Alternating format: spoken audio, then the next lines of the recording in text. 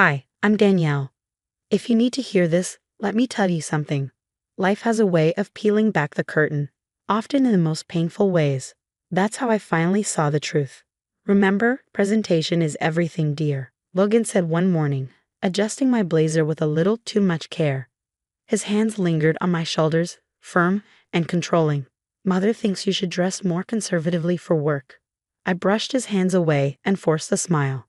I have a major client meeting today. I think I know how to dress for my own career. This was typical of our mornings in our polished suburban Boston home. From the outside, we were picture perfect, a successful couple with enviable careers, a beautiful house, and the admiration of everyone we knew.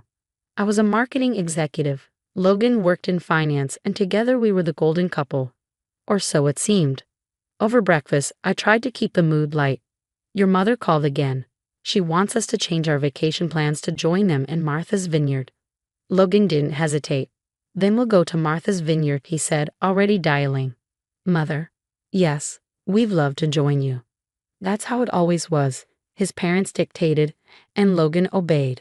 Frances, my best friend, saw the cracks long before I did. During one of our coffee meetups, she frowned at me, concerned. Your husband canceled dinner plans with me again because his mother wanted an impromptu family dinner. Danielle, this isn't normal.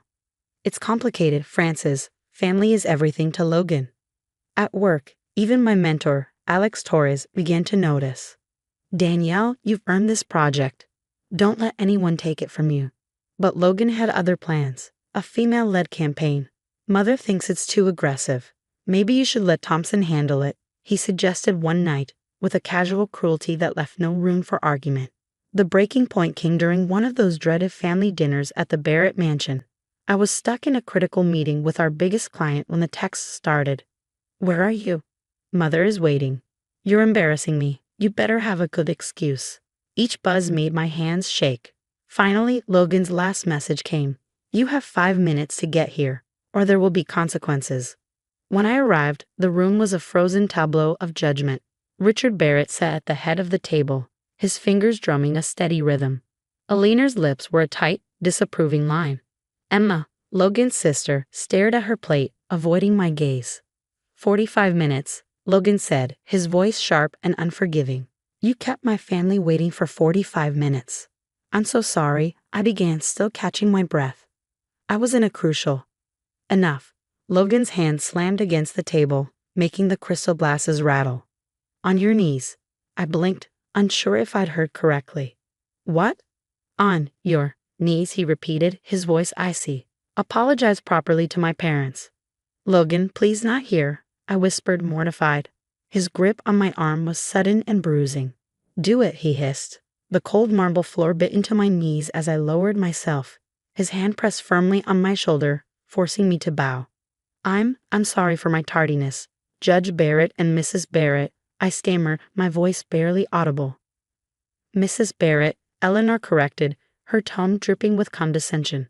Really, Logan, her lack of proper upbringing shows more every day. After what felt like an eternity, Logan pulled me up.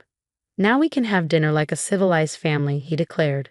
The next day at work, I hid the bruises on my wrist beneath my sleeve, but Alex noticed. During a meeting, he caught my arm.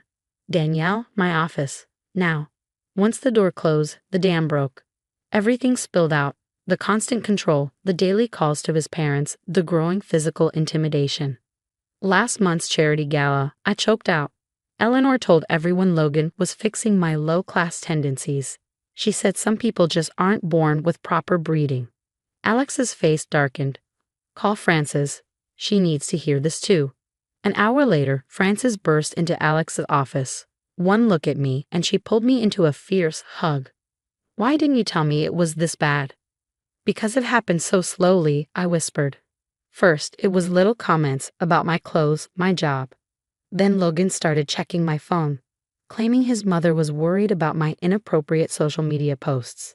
He made me change my passwords and began policing my contacts. My friends, my independence, my entire life slowly eroded. Frances had noticed the changes long before I admitted them. He's constantly correcting you at dinner parties, she said, her voice tight with anger. Richard keeps reminding everyone how his judicial connections can make or break careers. It got worse. Last week, Logan threw out my mother's old recipe book, calling it low class after Eleanor decreed it wasn't Barrett family standard. Alex noticed the bruises first. How long? He asked quietly one morning in his office. 3 months, I admitted. It started when I refused to quit my job. Eleanor said working wives are unseemly. Logan said I was destroying his family's reputation. Francis gripped my hand tightly. Has he hit you? No, I whispered. Just grabs, pushes. He says it's for my own good. That I need to learn. I wiped my eyes, the memory of the Barrett family dinner cutting like a blade. Yesterday, when he forced me to kneel, Emma looked horrified. Later, she told me, this is what they do. They break people who don't fit their mold. You're not going back there, Francis declared. But Logan. Will what? Alex's voice was steel. Use his father's connections. Let him try. I've got a few of my own. I stared at my hands, remembering how they trembled under Logan's grip. I don't even recognize myself anymore. They're erasing everything I am. Then it's time, Francis said firmly, to show them exactly who Danielle Williams is. The weeks that followed were a careful dance of planning, documentation, and discovery. Francis helped me set up hidden cameras in the house. Alex connected me with a discreet security expert who found tracking software on my phone, disguised as a family safety app. During a secret lunch with Emma at a cafe far from the Barrett's usual haunts, the full picture began to emerge. You're not the first, Danielle, Emma revealed, her voice trembling. Logan was engaged twice before you. Catherine lasted until she refused to convert to Mother's religion. Rebecca wanted to keep her career. Mother made sure both relationships ended. How? I asked, horrified. The same playbook, Emma explained. Isolation, humiliation, then character assassination. Mother had Richard use his connections to get Catherine fired. Rebecca's family business suddenly faced audit after audit until she broke things off. Emma slid a USB drive across the table. The household staff has seen everything. Margaret, our housekeeper, even kept a diary. There's security footage on here too, things you need to see. That night, I watched the videos, my stomach turning with every revelation. Logan meeting with his ex-girlfriend Lisa in the garden, a rendezvous Eleanor had arranged. Danielle's getting too independent, Eleanor said coldly. Lisa knows how to be a proper Barrett wife. There were more.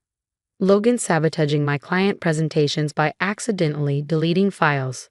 Richard making calls to competing firms, warning them against hiring me. Eleanor spreading rumors about my mental instability at charity events. Alex guided me in building a wall of evidence they couldn't destroy. Document everything, he said. Every threatening text, every voicemail. Save it all. The household staff became invaluable allies. Margaret confessed, Mrs. Eleanor tried to make me spy on you, but I've seen this before. My sister didn't survive her abusive marriage. I began quietly moving money into a secret account using Francis' address for the paperwork. Alex laid the groundwork for my professional escape, connecting me with contacts in New York. Your performance reviews, project successes, client testimonials, all backed up, he assured me. They can't erase your achievements. Emma helped me map out Logan's behavior. He always gets more aggressive before big family events, she warned. And Mother's surprise visits, those are reconnaissance missions. Almost ready, Francis said one evening, reviewing our growing arsenal of evidence. Just remember, act normal. Let them think they're winning. So I played my part. I smiled at Eleanor's barbed comments. I accepted Logan's corrections. I attended every Barrett family function, all while the silent storm of truth gathered strength. Then Emma handed me the final piece, old family videos. They showed Eleanor systematically breaking her own mother-in-law years ago, using the same tactics. Be careful, Emma warned. They're starting to suspect something. Mother mentioned having Richard's friends at the DA's office look into your past. I squeezed her hand. Everything's in place. Soon we'll both be free. That night, as I watched Logan sleep, I felt no remorse. The woman they tried to break was gone. In her place stood someone stronger, someone ready to strike back. The annual Barrett family retreat was mandatory, darling, Logan announced one morning. 3 days of family bonding at the lake house. Of course, I said with a practiced smile. hiding the thrill of knowing these would be his last words to me. The moment his car disappeared, our plan launched into action. Emma arrived with a moving truck while Francis coordinated with the security team we'd hired. The New York apartment is ready, Francis confirmed, helping me pack essentials.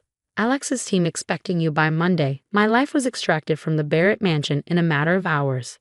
I left behind only a single envelope on Logan's desk, divorce papers and a flash drive containing some of the evidence. The storm broke exactly as planned. Eleanor's frantic calls came first, followed by Richard's threats, but they had no idea what was about to hit them. Lisa, Logan's ex, was the first domino to fall. Eleanor's manipulations had finally pushed her over the edge. She went public with everything: the arranged meetings, the plots to sabotage their relationship, the years of Barrett family interference. "I can't believe they're still doing this," Lisa told the social columnist at their Precious Country Club newsletter. "They destroyed my life, just like they tried to destroy Danielle's." Richard's attempt to silence me backfired spectacularly. When he tried using his judicial connections to threaten my new position, our evidence of his abuse of power went public. Former clerks and employees came forward, each with their own Barrett horror story. Logan's company received an anonymous package detailing his pattern of domestic control and harassment. Already embroiled in a gender discrimination lawsuit, the board couldn't distance themselves fast enough. "We do not tolerate any form of harassment or abuse," the company announced as Logan cleared out his office, his reputation in tatters. 1 year later, I stood in my New York penthouse, celebrating the launch of my latest successful campaign with the people who had helped me escape. To Danielle Williams, Alex said, raising his glass, our new global marketing director. Emma, finally free and thriving in Seattle's tech scene, joined virtually.